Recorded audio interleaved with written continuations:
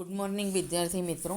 ધોરણ 11 અર્થશાસ્ત્ર પ્રકરણ 6 બજાર, જેમાં આપણે બજારનો અર્થ, બજારના લક્ષણો અને બજારનું વર્ગીકરણ એનો અભ્યાસ કર્યો. બજારના વર્ગીકરણમાં આપણે ગઈ વખતે સ્થાન આધારિત બજાર, જથ્થાબદ્ધ આધારિત બજાર અને હરીફાઈ આધારિત બજાર એના વિશેનો અભ્યાસ કર્યો હતો. હરીફાઈ આધારિત બજારના આધારે એમ કે બજારના બે પ્રકારો વિભાગમાં વિભાજિત કરવામાં આવે છે. પહેલો વિભાગ છે પૂર્ણ હરીફાઈ અને બીજો છે અપૂર્ણ હરીફાઈ.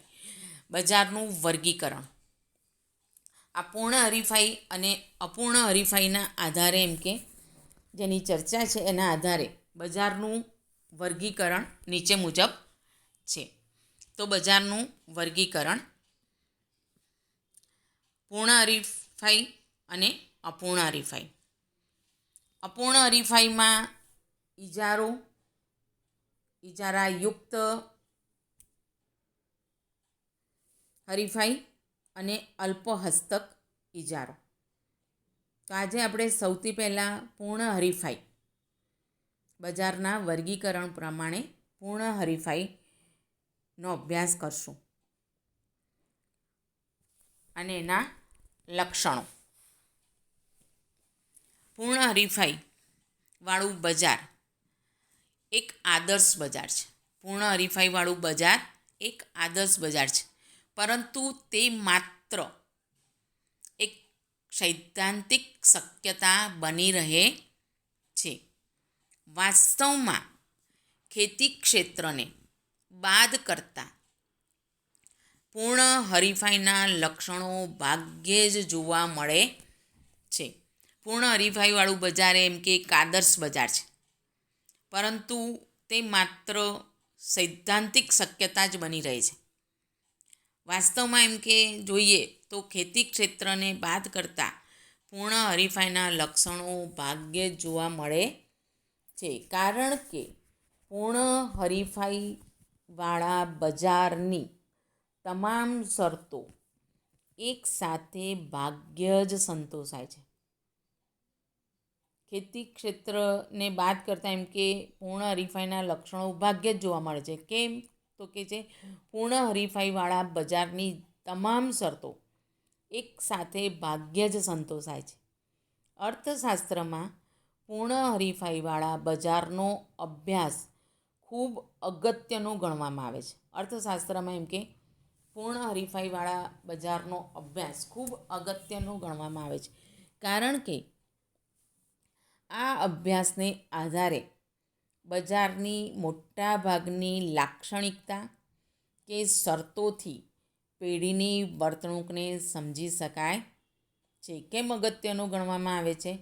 તો આ અભ્યાસને આધારે, પૂર્ણ હરીફાઈવાળા અભ્યાસને આધારે એમ કે બજારની જે મોટા ભાગની લાક્ષણિકતા છે કે શરતો છે તેના ઉપરથી એમ કે પેઢીની વર્તણૂકને સમજી શકાય છે.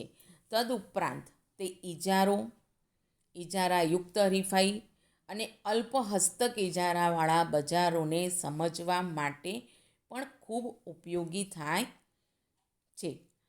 પૂર્ણ હરીફાઈની વ્યાખ્યા. શ્રીમતી જોન રોબિન્સનના મતે પૂર્ણ હરીફાઈ ત્યાં અસ્તિત્વ ધરાવે છે જ્યાં ઉત્પાદકની ઉત્પાદિત વસ્તુની માંગ સંપૂર્ણ મૂલ્ય સાપેક્ષ હોય. શ્રીમતી જોન રોબિન્સના મતે એમ કે પૂર્ણ હરીફાઈ ત્યાં જ અસ્તિત્વ ધરાવે છે કે જ્યાં ઉત્પાદકની ઉત્પાદિત વસ્તુની માંગ સંપૂર્ણ મૂલ્ય સાપેક્ષ હોય. બીજી વ્યાખ્યા છે પ્રોફેસર લેફ્ટોવિચના મતે પૂર્ણ હરીફાઈ એક એવી બજાર વ્યવસ્થા છે કે જેમાં બજાર કિંમતને અસર પહોંચાડી શકે તેટલી મોટી પેઢી સમગ્ર બજારમાં ન હોવા સાથે ઘણી પેઢીઓ સમાન ગુણી વસ્તુઓનું વેચાણ કરે છે. પ્રોફેસર લેફ્ટવિચના મતે પૂર્ણ હરીફાઈ એટલે એક એવી બજાર વ્યવસ્થા કે જ્યાં એમ કે બજાર કિંમતને અસર પહોંચાડી શકે તેટલી મોટી પેઢીની સમગ્ર બજારમાં ન હોવા સાથે ઘણી પેઢીઓ સમાન ગુણી વસ્તુઓનું વેચાણ કરે છે. પૂર્ણ હરીફાઈના લક્ષણો. પૂર્ણ હરીફાઈના લક્ષણો એમાં અસંખ્ય વેચનાર અને અસંખ્ય ખરીદનાર, સમાન ગુણી વસ્તુઓ, પેઢીઓની મુક્ત અવરજવર, બજાર અંગેનું સંપૂર્ણ જ્ઞાન, ઉત્પાદનના સાધનોનો સંપૂર્ણ ગતિશીલ અને વાહન વ્યવહાર ખર્ચનો અભાવ. આ બધા જ પૂર્ણ હરીફાઈના લક્ષણો છે. તો પહેલું, અસંખ્ય વેચનાર અને અસંખ્ય ખરીદનાર. પૂર્ણ હરીફાઈવાળા બજારની પ્રાથમિક શરત એટલે અસંખ્ય ખરીદનાર અને અસંખ્ય વેચનાર. એટલે કે આ બજારમાં ખરીદનાર અને વેચનાર અગણિત હોય છે. અસંખ્ય વેચનાર અને અસંખ્ય ખરીદનાર, આ જે બજાર છે એમાં ખરીદનાર અને વેચનાર અગણિત હોય છે. આ બજારમાં અસંખ્ય વેચનારાઓ પૈકી કોઈ એક વેચનાર બજારના પુરવઠાનો ખૂબ નાનો અંશ વેચે છે.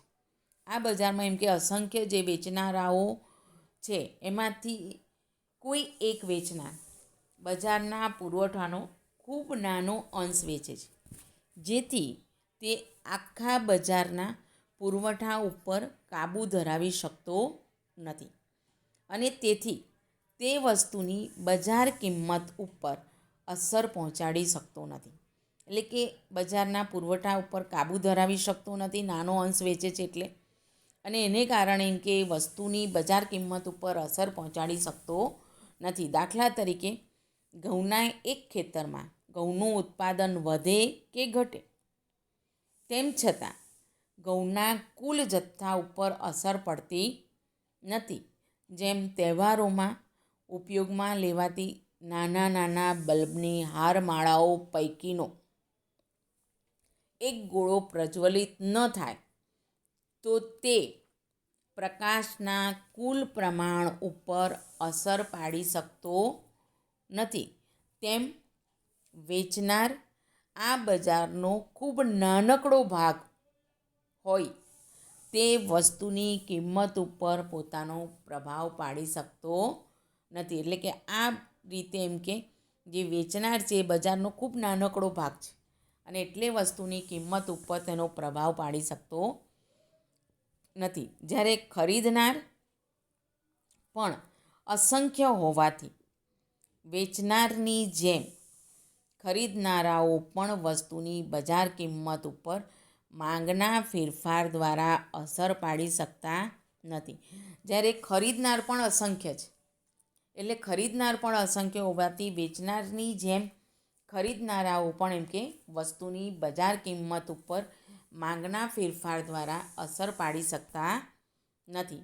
માટે આ બજારમાં વસ્તુની કિંમત સ્વતંત્રપણે બજારના પરિબળો એટલે કે માંગ અને પુરવઠા દ્વારા નક્કી થાય છે.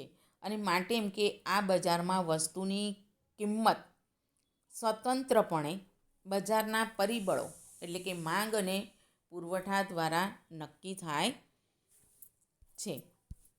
આમ પૂર્ણ હરીફાઈવાળા બજારમાં વસ્તુની કિંમત વસ્તુની માંગ અને પુરવઠા દ્વારા નક્કી થતી હોવાને કારણે વેચનાર માત્ર પ્રાઇસ ટેકર એટલે કે કિંમત સ્વીકારનાર બની રહે છે. આમ એમ કે આ પૂર્ણ હરીફાઈવાળા બજારમાં વસ્તુની કિંમત, વસ્તુની માંગ અને પુરવઠા દ્વારા નક્કી થતી હોવાને કારણે વેચનાર બજારમાં માત્ર પ્રાઇસ ટેકર એટલે કે કિંમત સ્વીકારનાર બની રહે છે. બીજું લક્ષણ છે સમાન ગુણી વસ્તુઓ. સમાન ગુણી વસ્તુઓ. પૂર્ણ હરીફાઈવાળા બજારમાં બીજી અગત્યની બાબત સમાન ગુણી વસ્તુઓનું અસ્તિત્વ છે. પૂર્ણ હરીફાઈવાળા બજારમાં એમ કે બીજી અગત્યની બાબત કઈ છે તો કે છે સમાન ગુણી વસ્તુઓનું અસ્તિત્વ છે. સમાન ગુણી વસ્તુઓ એટલે વસ્તુઓ રૂપ, રંગ, ગંધ, કદ, સ્વાદ, આકાર, વજન, ગુણવત્તા વગેરે જેવી બાબતોમાં એક સરખી હોય છે. સમાન ગુણી વસ્તુઓ એટલે કે એવી વસ્તુઓ કે એ વસ્તુઓના રૂપ, રંગ, ગંધ, કદ, સ્વાદ, આકાર, વજન, ગુણવત્તા આ બધી જ બાબતોમાં એક સરખી હોય છે. વસ્તુઓ બધી જ રીતે એક સરખી હોવાથી તેને એકરૂપ, સમરૂપ કે સરખી વસ્તુઓ તરીકે ઓળખવામાં આવે છે. વસ્તુઓ એમ કે એક સરખી હોવાથી તેને એકરૂપ, સમરૂપ કે સરખી વસ્તુઓ તરીકે ઓળખવામાં આવે છે. અને આ જ કારણરૂપ બજારની તમામ વસ્તુઓ એકબીજાથી સંપૂર્ણ અવેજી હોય છે. અને આ જ કારણરૂપ આ બજારની તમામ વસ્તુઓ એકબીજાથી સંપૂર્ણ અવેજી હોય છે. એમ કે આ બજારમાં વસ્તુઓ સમાન ગુણી હોવાથી વિવિધ ઉત્પાદકો કે વેચનારાઓ પોતાની વસ્તુની જુદી જુદી કિંમત લઈ શકતા નથી. આ બજારમાં એમ કે સમાન ગુણી વસ્તુઓ હોય છે અને એટલે જે જુદા જુદા ઉત્પાદકો અને વેચનારાઓ છે એ પોતાની જે વસ્તુ છે એની જુદી જુદી કિંમત લઈ શકતા નથી. જ્યારે ખરીદનારાઓ જે ખરીદી કરનારા છે એ ખરીદનારાઓ સમાન ગુણી વસ્તુઓ હોવાને લીધે તેમાં સામ્યતા જોતા જુદી જુદી કિંમત ચૂકવવા તૈયાર થતા નથી. અને ખરીદનારાઓ જે છે એ સમાન ગુણી વસ્તુઓ હોવાને કારણે એમાં સામ્યતા જુએ છે અને સામ્યતા જોતાં એમ કે જુદી જુદી કિંમતે એની ચૂકવવા માટે તેઓ તૈયાર થતા નથી.